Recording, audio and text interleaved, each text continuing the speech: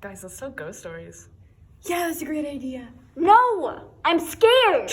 No, guys, I have soccer practice tomorrow morning. I have to get up early. Shut up, Emma!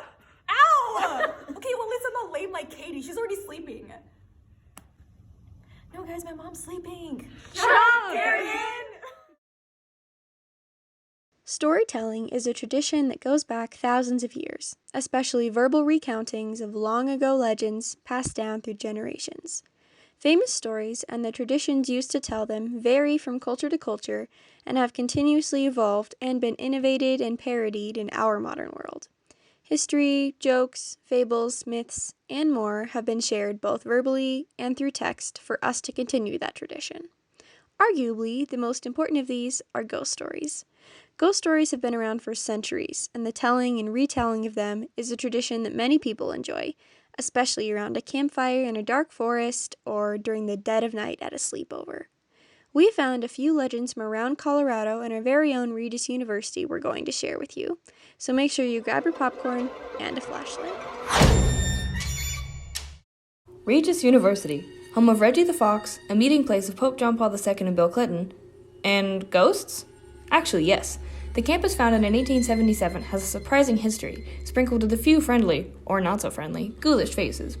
In a survey sent out to a group of about 200 Regis students, out of which 11 responded, it was concluded that the university is haunted in more places than one. According to an anonymous response, O'Connell had a pair of girls request a priest because they believed their dorm room was haunted. And then another pair of girls gave in to the story of a ghost, named her, and then when one of the girls moved out, the girl that stayed in the room was just, quote-unquote, vibing with her. Haunted hotel turned dorm room. With so much space to move around, surely the ghost would just stay in one building, right? Nope. Another anonymous response claims, I've heard stories of a student dying in Desmet and is now haunting the room. Ghosts in the tunnel under Regis, and I've heard people claim Claver's haunted. Turns out Regis has more secrets than just ghosts. I mean, tunnels? Come on. Unfortunately, we don't have time to dive into that. And the ghosts don't stay just on the Regis campus. There's a whole lot more to talk about just around the Denver area. Driving in downtown Denver, one might encounter a building standing out from the rest. Its unique 45-degree shape sits right on the corner of a street. To the cars passing by, it seems like any other hotel. However, to the people working inside, the Brown Palace Hotel is anything but normal. Henry Brown opened the hotel in 1892 and it has begun running ever since. While there have been reports of your average haunting stories such as flickering lights, people have also seen things crawling under rugs and hearing crying babies in places such as the boiler room. Additionally, Louise Hill lived in room 904 from 1940 to 1955. She suffered a terrible heartbreak and is said to haunt the room in which she lived. When the Brown Palace first began to offer tours, calls would be made from room 904 despite there being no telephone lines in the room at the time since there was renovations occurring. Another story includes a night when an employee was working at the hotel and heard music coming from the hotel's restaurant, Ellington's, empty. After entering the room, he saw musicians playing music while dressed in formal clothing. Once the employee told them they were not supposed to be there, the musicians replied, "Oh, don't worry about us, we live here." Between crying babies, calls from an empty room, and musicians, it seems there are quite a few hauntings at the Brown Palace.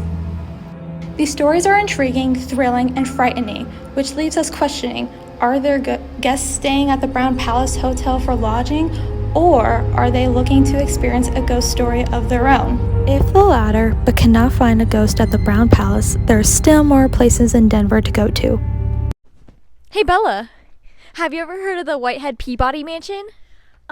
Yeah, isn't it that house? That is actually our house. So what is so special about the Peabody Whitehead Mansion?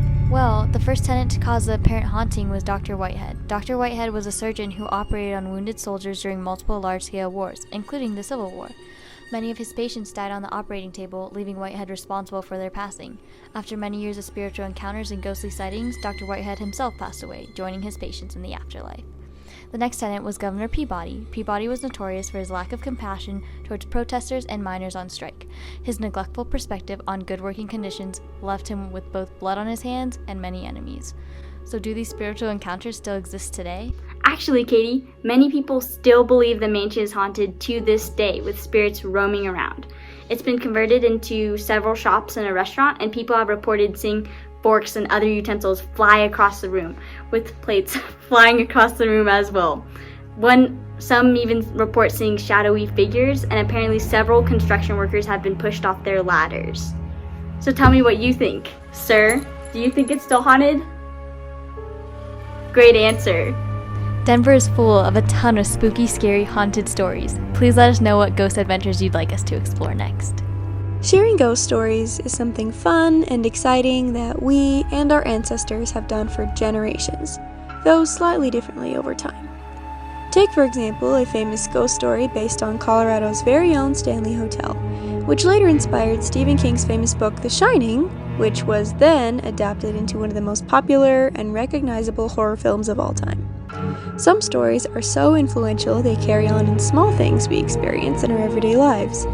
For example, as you enter a hotel elevator, you might notice a 13th floor missing. Or perhaps you're one of those people who hold their breath as they pass a cemetery.